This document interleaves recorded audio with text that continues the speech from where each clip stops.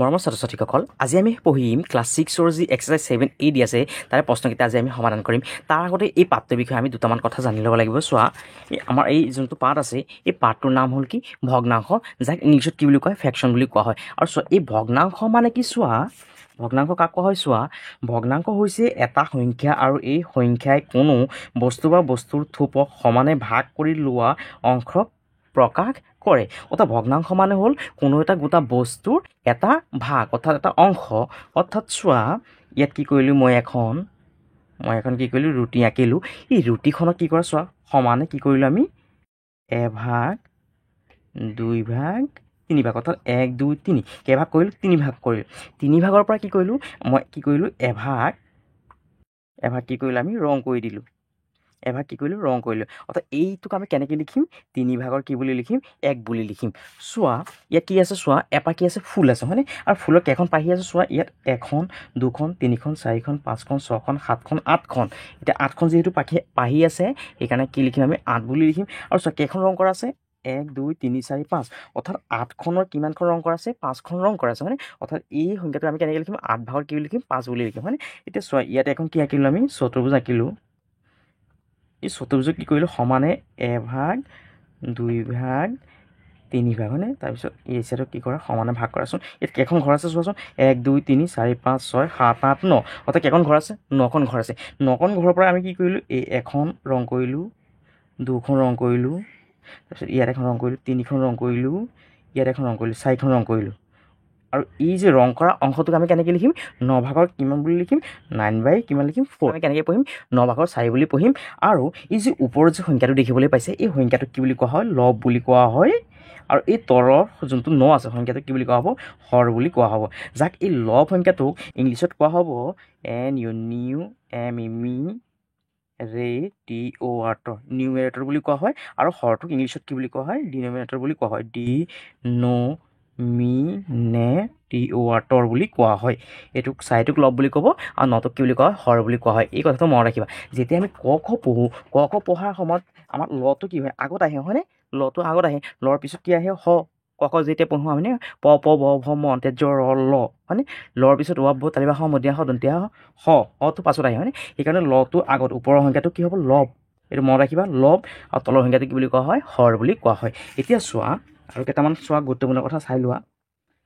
ইয়াত চোৱা কি লিখা আছে, প্ৰকৃত ভগ্নাংশ। প্ৰকৃত ভগ্নাংশ মানে কি চোৱা, যিবিলাক ভগ্নাংশৰ লবটো হৰতকৈ সৰু তেনেবোৰ ভগ্নাংশ হৈছে প্ৰকৃত ভগ্নাংশ। অৰ্থাৎ এই ওপৰৰ সংখ্যাটো লব, তলৰ সংখ্যাটো হৰ। এতিয়া চোৱা, এই লবটো যদি কি হয়, হৰতকৈ যদি সৰু হয়, চোৱা ইয়াত 3 আছে, ইয়াত 1টো সৰু 3তকৈ, ইয়াত 10 10ৰ পৰা 7টো যিহেতু সৰু, অৰ্থাৎ লবটো যিহেতু সৰু, সেইকাৰণে এই ভগ্নাংশবোৰক কি বুলি কোৱা হ'ব, প্ৰকৃত ভগ্নাংশ বুলি কোৱা হ'ব। আৰু যাক ইংলিছত কি বুলি কোৱা হয়, প্ৰপাৰ ফ্ৰেকশ্যন বুলি কোৱা হয়। আৰু ইয়াত চোৱা, অপ্ৰকৃত ভগ্নাংশ কি, ইয়াৰ উল্টা হ'ব, প্ৰকৃত ভগ্নাংশৰ কি হ'ব, উল্টা হ'ব হয়নে। অৰ্থাৎ যি ভগ্নাংশৰ কি হয়, ওপৰৰ যোনটো লব আছে, লবটো যদি কি হয় ডাঙৰ হয়, হৰতকৈ যদি ডাঙৰ হয়, অৰ্থাৎ ওপৰৰ সংখ্যাটো যদি তলৰ সংখ্যাটোতকৈ যদি কি হয় ডাঙৰ হয়, তেতিয়াহ'লে তেনেকুৱা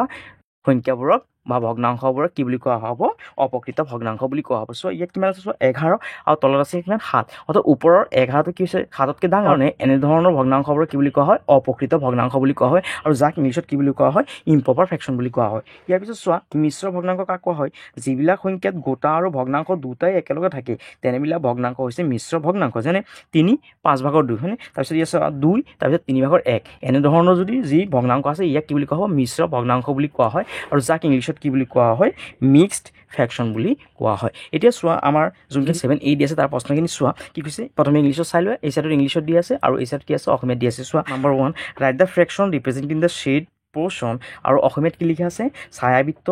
অংশখিনিয়ে বুজোৱা অংশখিনি লিখা। চ' ইয়াত কি লিখা আছে, নম্বৰ 1ৰ 1, ইয়াত চোৱা কেইখন ঘৰ আছে চোৱা, গন্তি কৰি 1 2 3 4 5 6 7 8 9 10 11 12 13 14 15 16 হয়নে। 16খনৰ কেইখনৰ ৰং কৰা আছে, 4খন হয়নে। অৰ্থাৎ এইটো আমি কেনেকৈ কৰিম চোৱা, নম্বৰ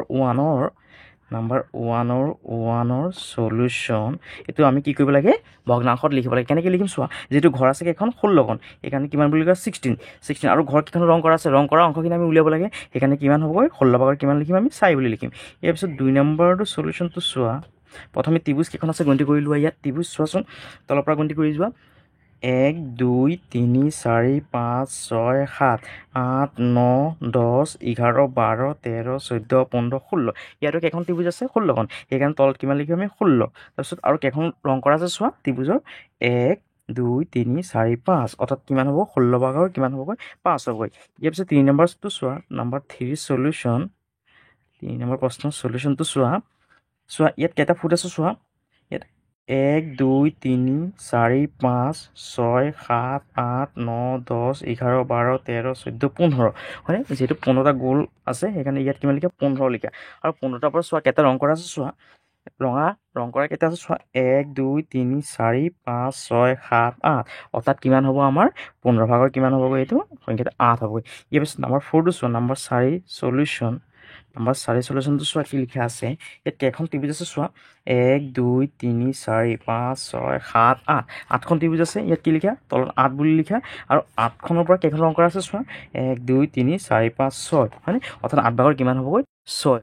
ইয়াৰ পিছত 2 নম্বৰ প্ৰশ্নটো চোৱা কি কৈছে write whether the fraction identifying the sheets portion is correct or not কৈছে ইয়াত অসমীয়াত কৈছে যে তলৰ ছবি দুটাৰ ছায়াবৃত্ত অংশখিনিক যিদৰে ভগ্নাংশ দ্বাৰা বুজোৱা হৈছে সেয়া শুদ্ধ হৈছে নে নাই লিখা এই যে ইয়াত যে কি আছে এইখিনি যে ভাগ কৰি দিয়া আছে এই ভাগখিনি শুদ্ধ হৈছে নে নাই এয়া আমি কি কৰিব লাগিব লিখিব লাগিব অৰ্থাৎ চোৱা এই ইয়াত যে ৰং কৰা অংশখিনি আৰু ইয়াত ৰং নকৰা অংশখিনি সমানে ভাগ হৈছে জানো যিহেতু ৰং কৰা অংশখিনি যিহেতু চোৱা বেছিকৈ আছে আৰু ৰং কৰা অংশটো যিহেতু কমকৈ আছে যিহেতু সমানে ভাগ হোৱা নাই সেইকাৰণে ইয়াত কি হ'ব আমাৰ ভগ্নাংশটো কি হ'ব অশুদ্ধ হ'ব ইয়াতো চোৱা এই ভাগটোৰ লগত এই ভাগটো চোৱা মিলা নাই আকৌ এই ভাগটোৰ লগত এই ভাগটো কি হৈছে মিলা নাই সেইকাৰণে ইয়াত কি হ'বগৈ আমাৰ ভগ্নাংশটো কি হ'ব অশুদ্ধ হ'ব ভগ্নাংশটো শুদ্ধ হ'বলৈ কি হ'ব লাগিব সদায় ভাগটো কি হ'ব লাগিব সদায় সমান হ'ব লাগিব অৰ্থাৎ ইয়াত যে আমি যে কি কৰিলোঁ এখন যদি ৰুটি আঁকিলোঁ বা বল আঁকিলোঁ এই বলটো বা ৰুটিটো কি হ'বগৈ লাগিব সদায় কি হ'ব লাগিব আমাৰ সমানে ভাগ হ'বগৈ লাগিব তেতিয়া কি হ'ব আমাৰ এই ভগ্নাংশটো শুদ্ধ হ'ব যদি ভাগটো যদি কি হৈছেগৈ এটা ভাগ যদি সৰু হৈ যায় এই ভাগটো যদি সৰু হৈ যায় আৰু এই ভাগটো যদি কি হৈ যায় ডাঙৰ হৈ যায় তেতিয়াহ'লে কি হ'ব এয়া কেতিয়াও কি নহ'বগৈ ভগ্নাংশ নহ'ব এতিয়া চোৱা এই 2ৰ যোনটো 1 লিখা আছে 2ৰ 1ৰ সলিউশ্যনটো কি হ'ব চোৱা সলিউশ্যনটো কি হ'বগৈ এয়া শুদ্ধ হৈছে জানো যিহেতু শুদ্ধ হোৱা নাই ভাগটো যিহেতু সমানে হোৱা নাই সেইকাৰণে আমি ইয়াত লিখোঁ যে ইনকাৰেক্ট নম্বৰ 1টো কি হ'ব CORRECT ইনকাৰেক্ট আৰু অসমীয়াত লিখি দিয়া যে অশুদ্ধ আৰু এইটো কি হ'ব যিহেতু সমানে ভাগ হোৱা নাই তাৰমানে এইটো কি হ'বগৈ 2 নম্বৰটো কি হ'বগৈ নম্বৰ 2 কি হ'বগৈ সলিউশ্যনটো কি হ'বগৈ ইনকাৰেক্ট হ'ব CORRECT ইনকাৰেক্ট আৰু অসমীয়াত হ'ব অশুদ্ধ এইটো হ'ল আমাৰ আনচাৰ 2 নম্বৰটো ইয়াৰ পিছত 3 নম্বৰ প্ৰশ্নটো চোৱা কি কৈছে shade 7 parts of the adjacent ring write the fraction representing the shade portion আৰু 3 নম্বৰ অসমীয়াত কি কৈছে কাষৰ চকৰিটোত সমান সমান ভাগবোৰৰ যিকোনো 7টা ভাগ ৰং কৰা অংশখিনি চকৰিটোৰ কিমান অংশ সেইটো বুজাবলৈ ভগ্নাংশত প্ৰকাশ কৰা এই যে কি আছে আমাৰ যে বৃত্তটো যে আছে এই চকৰিটোত কি কৰিব লাগে আমি 7টা ঘৰত ৰং কৰিব লাগে চোৱা ইয়াত এটা ঘৰত ৰং কৰিলোঁ 1 2 3 4 5 6 7 7টা ঘৰত কি কৰিলোঁ আমি ৰং কৰিলোঁ হয়নে মুঠ ঘৰ কেইটা আছে চোৱাচোন 7টাত ৰং কৰি দিলোঁ আমি 7 8 9 10 11 12 13 14 15 16 অৰ্থাৎ আমি কিমান লিখিম নম্বৰ 3ৰ সলিউশ্যন মুঠ ঘৰ কিমান আছে 16খনত কেইখনৰ ৰং কৰি দিছে আমাৰ 7টা ঘৰ ৰং কৰিব দিছে হয়নে অৰ্থাৎ কিমান হ'ব 16 ভাগৰ কিমান হ'ব 7 ইয়াত কি কৰিবলৈ তোমালোকৰ বহীত এনেকৈ কৰি পেলাই তোমালোকে ৰং কৰি দিবা আৰু ইয়াত কিমান লিখি দিবা এইটো 16 ভাগৰ কিমান লিখিবা 7 বুলি লিখি দিবা এইটোৱে হ'ল কি আমাৰ আনচাৰ 4 নম্বৰ প্ৰশ্নটো চোৱা কি কৈছে write the natural numbers from 1 to 50 encircle the prime numbers from them what fraction of the natural numbers are prime numbers express them আৰু অসমীয়াত কি কৈছে চোৱা 1ৰ পৰা 50 লৈ স্বাভাৱিক সংখ্যাবোৰ লিখি সেইকেইটাত থকা মৌলিক সংখ্যাবোৰত চিনেৰে ঘেৰ দিয়া অৰ্থাৎ গোল কৰিবলৈ দিছে এই স্বাভাৱিক সংখ্যাকেইটাৰ কিমান অংশ মৌলিক সংখ্যা তাকে ভগ্নাংশৰ দ্বাৰা প্ৰকাশ কৰা এতিয়া ইয়াত এটা কথা কৈছে যে মৌলিক সংখ্যা এতিয়া মৌলিক সংখ্যা কাক কোৱা হয় যি সংখ্যাক 1 আৰু নিজ সংখ্যাৰ বাহিৰে বেলেগ কোনো উৎপাদক নাথাকে তেনেকুৱা সংখ্যা কি বুলি কোৱা হয় মৌলিক সংখ্যা বুলি কোৱা হয় যেনে এটা সংখ্যা লিখিলোঁ আমি ইয়াত 13 মানে 13 সংখ্যাটো 1 দি যদি আমি 13 যদি পূৰণ কৰোঁ কিমান পাম 13 পাম 1 13 13 অৰ্থাৎ 1 সংখ্যাটো আৰু 13 যি নিজ সংখ্যাটো এই দুটাৰ বাহিৰে বেলেগ যদি উৎপাদক নাথাকে তেনেকুৱা সংখ্যা কি বুলি কোৱা হ'ব মৌলিক সংখ্যা বুলি কোৱা হয় যেনে আন এটা সংখ্যা লিখিলোঁ 17 সংখ্যাটো যদি চোৱা 1টো দি আমি পূৰণ কৰিলে 17 পাম আৰু 2 দি পূৰণ কৰিলে নাপাওঁ 3 4 5 6 তেনেকৈ কোনো সংখ্যা দি আমি পূৰণ কৰিলে সূত্ৰটো আমি নাপাওঁ আৰু অকল এক আৰু কিমান পাম আৰু নিজ সংখ্যাটো এই দুটাই কি থাকিব উৎপাদক থাকিব তেনেকুৱা সংখ্যা কি বুলি কোৱা হয় মৌলিক সংখ্যা বুলি কোৱা হয় হয়নে এতিয়া চোৱা আমি ইয়াত কি কৰিলোঁ আগতীয়াকৈ এনচাৰটো কৰি দিছিলোঁ চোৱা আমাক কৈছে 1 পৰা 50 লৈকে লিখিব দিছে আৰু কি কৈছে ইয়াত যে মৌলিক সংখ্যাকেইটা আছে এই মৌলিক সংখ্যাকেইটা কি কৰিব দিছে ঘেৰ দিবলৈ দিছে চোৱা এটা কথা মনত ৰাখিবা চবতকৈ যোনটো সৰু যুগ্ম অকল এটাই যুগ্ম কি আছে মৌলিক সংখ্যা আছে আৰু সেইটো হ'ল কিমান 2টো কি যুগ্ম মৌলিক সংখ্যা আৰু এইটো হ'ল চবতকৈ সৰু যুগ্ম মৌলিক সংখ্যা তাৰপিছত চোৱা মৌলিক সংখ্যাটো কিমান হ'বগৈ 3 হ'বগৈ তাৰপিছত 4টো আমি চোৱা 2 দি পূৰণ কৰিলে 2 2 গুণ 4 পাই যাওঁ হয়নে তাৰমানে এইটো মৌলিক সংখ্যা নহ'বগৈ 5টো হ'বগৈ আমাৰ 6 নহয় 7টো হ'বগৈ 8 নহয় 9টো নহয় 9টো চোৱা 3 দি পূৰণ কৰিলে আমি 9টো পাম হয়নে 10টো নহয় 11টো হ'ব হয়নে 11টো হ'ব 12টো নহয় 12টো চোৱা 2 দি পূৰণ কৰিলে আমি পাই যাওঁ 2 6 গুণ 12 তাৰপিছত 13টো হ'ব আমাৰ 14 নহ'ব 15 নহ'ব 16 নহ'ব 17টো হ'বগৈ হয়নে 18 নহয় 19টো হ'বগৈ তাৰপিছত 20 নহয় 21 নহয় 22 নহয় তাৰপিছত 23 হ'ব হয়নে 23 হ'ব 24 নহয় 5 6 7 এইটো 6 7 বাদ দিয়ে 8 বাদ দিয়ে 29টো হ'ব আমাৰ 29 হ'ব তাৰপিছত চোৱা 30 নহয় 31টো চোৱা 31 সংখ্যাটো কি হয় কোনো এটা সংখ্যাতে আমি পূৰণ কৰিলে 31টো কেতিয়াও নাপাওঁ হয়নে অকল 1 আৰু এই 31টো দি পূৰণ কৰিলেহে 31টো পাম হয়নে তাৰপিছত 32 নহয় 33 নহয় 34 নহয় 35 নহয় 36 নহয় তাৰপিছত কিমান হ'ব 30 কিমান হ'বগৈ 7 হয়নে 37 তাৰপিছত 38 39 নহয় 40 নহয় তাৰপিছত কিমান হ'বগৈ 41 42 বাদ দি পেলাই 43 হ'বগৈ তাৰপিছত এইকেইটা 44 নহয় 45 46 47 নহয় 48 নহয় 49 নহয় 47টো হ'বগৈ হয়নে 47টো আমি পূৰণ কৰিলে নাপাওঁ হয়নে আৰু 48টো আমি পাই যাম 49 পাই যাম 52 পাই যাম হয়নে এতিয়া চোৱা ইয়াত মুঠ সংখ্যা কিমান আছিলে 50 আছিলে আমি কি কৰিলোঁ ইয়াত 50 বুলি লিখিলোঁ আৰু চোৱা কেইটাত ঘেৰি দিছোঁ চোৱা মৌলিক সংখ্যা কেইটা আছে চোৱা 1 2 3 4 5 6 7 8 9 10 11 12 13 14 15 হয়নে অৰ্থাৎ কিমান লিখিম আমি 50 ভাগৰ কিমান লিখিম আমি 15 বুলি লিখিম আৰু এইটো হ'ল কি আমাৰ আনচাৰ আৰু এইটো আমি কেনেকৈ লিখিলোঁ এইটো প্ৰশ্নৰ পৰা মিলাই লিখিছোঁ আমি চোৱা ইয়াৰ পৰা লিখিলোঁ যে এইটো লিখিলোঁ এইটো দাটো আগত আহি গ'ল the fraction of natural numbers are prime numbers সমান কিমান লিখিলোঁ 50 ভাগৰ কিমান 15 আৰু অসমীয়াত লিখিছিলোঁ আমি যে স্বাভাৱিক সংখ্যাকেইটাৰ মৌলিক সংখ্যাৰ ভগ্নাংশ সমান কিমান হ'বগৈ আমাৰ এইটো 50 বাই কিমান হ'বগৈ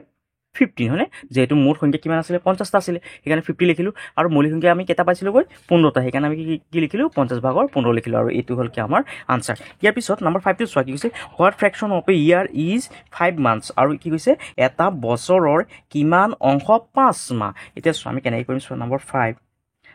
5ৰ সলিউশ্যন যেহেতু আমি এটা কথা জানো যে 1 ইয়াৰ YEAR 1 ইয়াৰ এবছৰ সমান কিমান মাহ 12 মাহ হয়নে 12 মান্থছ এইটো লিখিলোঁ MONTH মান্থছ আৰু অসমীয়াত লিখা যে এক বছৰ সমান কিমান মাহ চৰি ইয়াত ইংলিছত লিখা 12 মাহ মাহ এতিয়া চোৱা কি কৰিম এতিয়া প্ৰশ্নৰ পৰা মিলাই লিখি দিয়া যে ইয়াৰ পৰা লিখা the fraction FRACTION fraction of a year is 5 MONTHS months সমান কিমান হ'ব চোৱা এইটো প্ৰশ্নৰ পৰা মিলাই লিখিলোঁ the fraction of a year is 5 months এইটো কিমান হ'ব চোৱা এবছৰত কিমান মাহ আছিলে 12 মাহ 12 মাহৰ কিমান মাহ উলিয়াব লাগে আমি চোৱা 5 months উলিয়াব লাগে হয়নে অৰ্থাৎ কি হ'ব 12 ভাগৰ কিমান হ'ব 5 হ'বগৈ আৰু অসমীয়াত হ'ব যে অসমীয়া প্ৰশ্নটো ইয়াত লিখি দিয়ে এটা বছৰৰ ইয়াত লিখা যে এটা বছৰৰ 5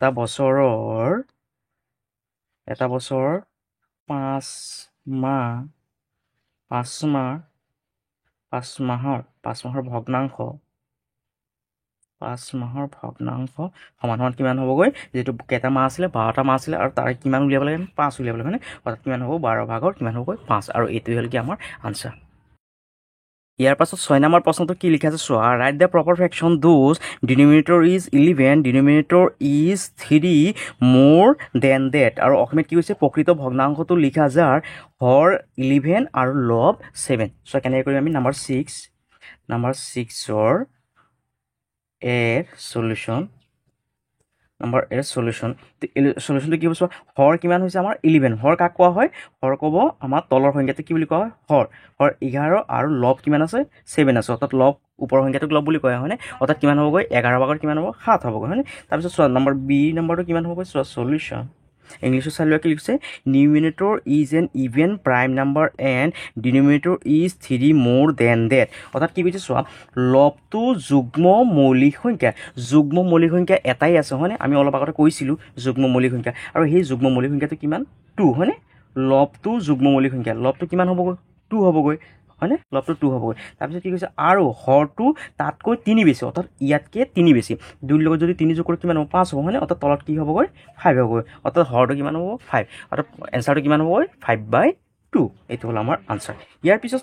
7 নম্বৰটো চোৱা কি কৈছে number A right a proper fraction দো চাম অফ ডিনমিনেটৰ এণ্ড নিউমিনেটৰ ইজ 9 অৰ্থাৎ লব আৰু হৰ দুটা যোগ কৰিলে আমাৰ কিমান হ'ব লাগিব এনচাৰটো 9 হ'বগৈ লাগিব is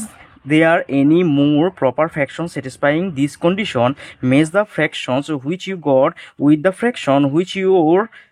your classmate found out আৰু ইয়াত কি কৈছে চোৱা এটা প্ৰকৃত ভগ্নাংশ লিখা যাৰ হৰ আৰু লবৰ যোগফল নহয় শব্দ সিদ্ধ কৰা প্ৰকৃত ভগ্নাংশ আৰু আছেনে তোমাৰ সহপাঠী এজনৰ উত্তৰৰ লগত তুমি পোৱা ভগ্নাংশ কেইটা মিলাই চোৱা চ' কিমান 7 এৰ এনচাৰটো কেনেকৈ হ'ব চোৱা নম্বৰ 7 এৰ সলিউশ্যন প্ৰথমে ইংলিছত লিখি লোৱা লিখা আছে দ্য ফ্ৰেকশ্যনটো কিমান হ'ব চোৱা কি কৈছে আমাৰ এটা প্ৰকৃত ভগ্নাংশ লিখা যাৰ হৰ আৰু লবৰ যোগফল কিমান হ'বগৈ 9 হ'বগৈ হয়নে লব আৰু হৰ দুটা যোগ কৰিলে কিমান হ'বগৈ 9 হ'বগৈ চোৱা ইয়াত যদি আমি যদি কিমান লিখোঁ তলত যদি 5 লিখোঁ ওপৰত কিমান লিখোঁ 4 লিখোঁ চ' এইটো এটা কি প্ৰকৃত ভগ্নাংশ আৰু এই দুটা যোগ কৰিলে লব আৰু হৰ দুটা যোগ কৰিলে কিমান হয় ইয়াৰ যোগফল 9 হ'বগৈ হয়নে অৰ্থাৎ 5/4 এইটো এটা কি প্ৰকৃত ভগ্নাংশ আৰু যাৰ দুটা যোগফল কিমান হয় 9 হয় হয়নে আৰু তাৰপিছত লিখা যে such proper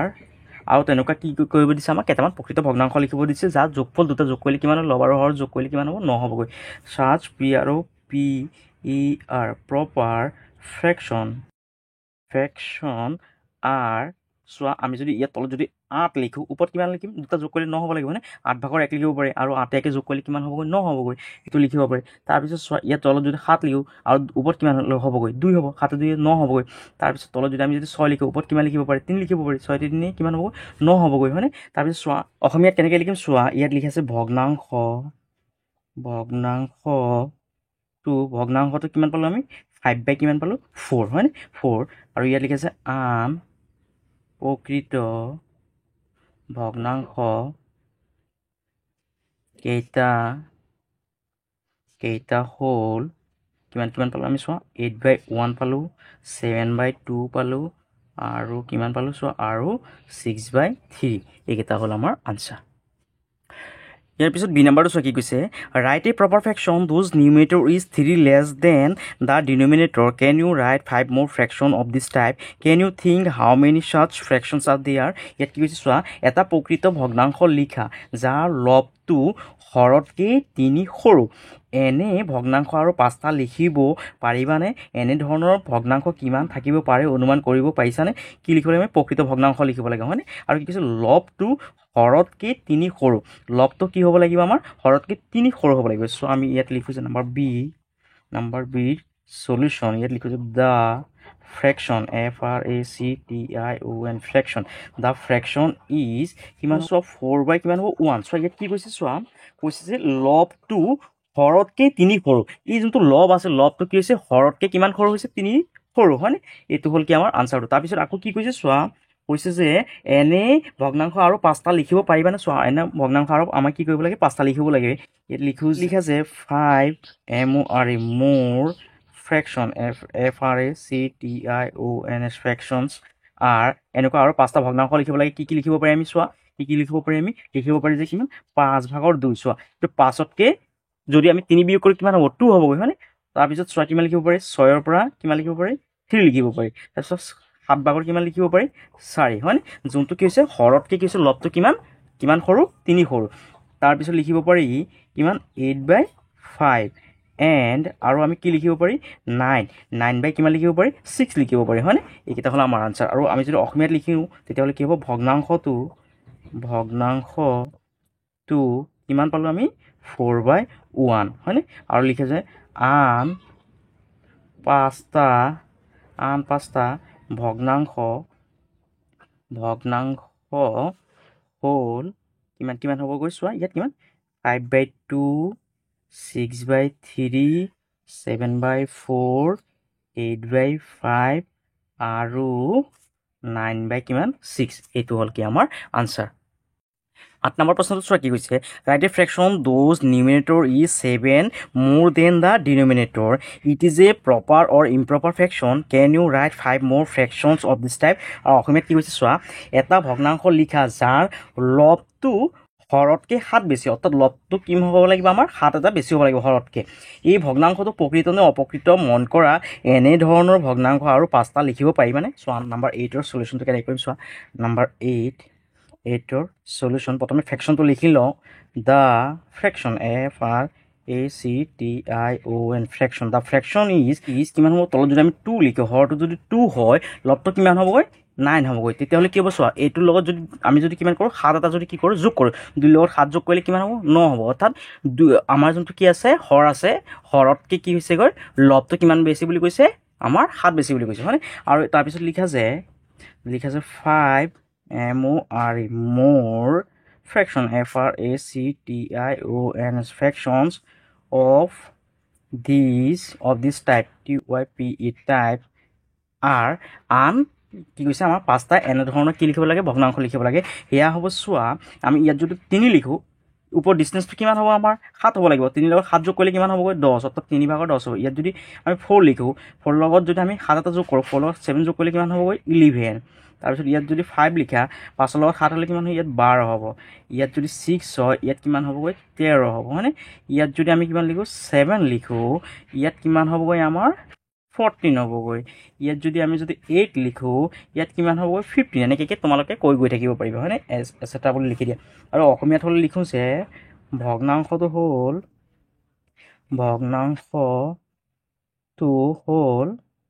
কিমান 2/9 হয়নে আৰু তাৰপিছত লিখোঁ যে আন 5টা ভগ্নাংশ হ'ব বা হ'ল কিমান এইটো লিখি দিলে হৈ গ'ল 3/10 3/10 4/11 5/12 6/13 7/14 8/15 এয়াই হ'ল কি আমাৰ আনচাৰটো ইয়াৰ পিছত 9 নম্বৰ প্ৰশ্নটো চোৱা কি কৈছে how can you share 5 apples among 3 students express the quantity received by each student in mixed fraction আৰু অসমীয়াত কৈছে 3জন ছাত্ৰৰ মাজত 5টা আপেল কেনেকৈ ভাগ কৰিবা এই ভাগ বতৰা কৰোঁতে প্ৰতিজনে পোৱা আপেলৰ পৰিমাণক মিশ্ৰ ভগ্নাংশৰে প্ৰকাশ কৰা চোৱা ইয়াত মই কি কৰিছিলোঁ আগতীয়াকৈ প্ৰশ্নটো এনচাৰটো কৰি থৈছিলোঁ চোৱা কি লিখিলোঁ আউট অফ 5 apples আমাৰ আপেল কেইটা আছে 5টা সেই 5টা আপেলক আমি কি কৰোঁ ইয়াত যদি আমি কি কৰোঁ প্ৰথমে 5টা আপেল আঁকিলোঁ 3 4 5টা আপেল প্ৰথমে কি কৰিলোঁ ল'ৰা ছোৱালী কেইজন আছে আমাৰ 3জন আছে হয়নে 3জনক কি কৰিলোঁ প্ৰথমে এটা এটাকৈ 3জনক 3টা দি দিলোঁ আৰু বাকী কেইটা থাকিলে আমাৰ 2টা থাকিল হয়নে ইয়াত লিখিলোঁ যে out of 5 apples 3 apples can be share among 3 student অৰ্থাৎ 5টাৰ পৰা 3জনক 3টাকৈ দি দিলোঁ দ্য 4th and 5th অৰ্থাৎ এই 4 নম্বৰ আৰু এই 5 নম্বৰ যোনটো কি আছে আপেল আছে 4th and 5th apple can also' be distribute among 3 students does is student receive 1 3/2 অৰ্থাৎ এই যে দুটা যে কি আছে আপেল আছে এই দুটা আপেল ল'ৰা ছোৱালী যিহেতু কিমান আছে আমাৰ 3জন আছে সেইকাৰণে কি কৰিলোঁ ইয়াক সমানে আমি 3ভাগকৈ কৰিলোঁ এই আপেলটোকো কি কৰিলোঁ 3ভাগ কৰিলোঁগৈ অৰ্থাৎ ইয়াত যদি ডাঙৰকৈ যদি কৰোঁ আমি এইটো 3ভাগ কৰিলোঁ এইটো সমানে কি কৰিলোঁ 3ভাগ কৰিলোঁ ইয়াত ভাগ কেইটা হৈছে চোৱা এইটো কিমান হ'ব 3/1 হ'ব এইটো ভাগ আকৌ এইটো কিমান হ'ব 3/1 ভাগ হ'ব এইটো কিমান হ'ব 3/1 এই চাইডটো একে হ'ব 3/1 এইটো হ'ল 3/1 আৰু এইটো হ'ল কিমান 3/1 হয়নে এতিয়া চোৱা ল'ৰা ছোৱালী কেইজন আছে আমাৰ 3জনক কি কৰিলোঁ এই দুটা আপেল কি কৰিব ভগাই দিব লাগিব সমানে চোৱা এজন কিমান পাব চোৱা এইটো 3/1 এজনে এইটো পাব আৰু এজনে এই 3/1 দুভাগ পাব আৰু ইয়াক কি পাব আৰু আন এজন কিমান পাব 3/1কে কিমান পাব দুভাগ পাব হয়নে অৰ্থাৎ কিমান পাব 3/1 কিমান পাব 2 পাব হয়নে অৰ্থাৎ 3/2 কিমান হ'ব 2 এই কথাটোকে আমি ইয়াত লিখি দিলোঁ যে কি ডাজ ইজ ষ্টুডেণ্ট ৰিচিভ 1 মানে এটা গোটা আপেল পাইছিলোঁ হয়নে এটাকৈ পাইছিলে সেইকাৰণে 1 লিখিলোঁ আৰু কিমান পাইছে ইয়াত ভাগ কৰাৰ পিছত 3/2 পাইছিলে এইটো 3/2 আৰু অসমীয়াত কি লিখিলোঁ চোৱা ধৰা হ'ল 5টা আপেলৰ পৰা 3টা আপেল 3জন ছাত্ৰৰ মাজত ভগাই দিলোঁ চতুৰ্থ আৰু পঞ্চম অৰ্থাৎ 4 নম্বৰ আৰু 5 নম্বৰ যোনটো আপেল আছিলে চতুৰ্থ আৰু পঞ্চম আপেলটো সমানে 3ভাগ কৰি 3ভাগ কৰিছোঁ আমি 3ভাগ কৰি ছাত্ৰৰ মাজত বিলাই দিলোঁ গতিকে প্ৰত্যেকৰ ভাগত কি পৰিব এটা গোটা আপেল পৰিব আৰু কি পৰিব 3ভাগৰ দুইকৈ পাব হয়নে দুইকৈ আপেল পাইছে অৰ এইটো আমি বেলেগ ধৰণৰ কৰিব পাৰি চোৱা কেনেকৈ কৰিব পাৰি চোৱা যিহেতু ল'ৰা ছোৱালী কিমান আছে 3জন আছিলে 3 লিখিলোঁ আৰু যিহেতু আপেল আছিলে 5টা 5 লিখিলোঁ ওপৰত এতিয়া কি কৰা 3 দি যদি আমি যদি 5টোক যদি হৰণ কৰোঁ চোৱা 3 দি যদি আমি কি কৰোঁ 5টো যদি হৰণ কৰোঁ চোৱা 3 5ত কেইবাৰ যায় এবাৰ 3 একোণ কিমান 3 হয়নে এতিয়া 5ৰ পৰা 3 গ'লে কিমান আছে 2 আছে এতিয়া কি কৰা চোৱা এইটো কি কৰা এই যোনটো আমি ভাগফল পাইছিলোঁ সেই ভাগফলটো প্ৰথমে কি কৰা ইয়াত লিখা 1 তাৰপিছত কি কৰা এই যোনটো কি আছে আমাৰ ভাগ শেষ আছে এইটো কি হ'ব ওপৰলৈ যাব ওপৰত আৰু 3টো কি আহিব তলত আহিব আৰু এইটো হ'ল আমাৰ এনচাৰটো আৰু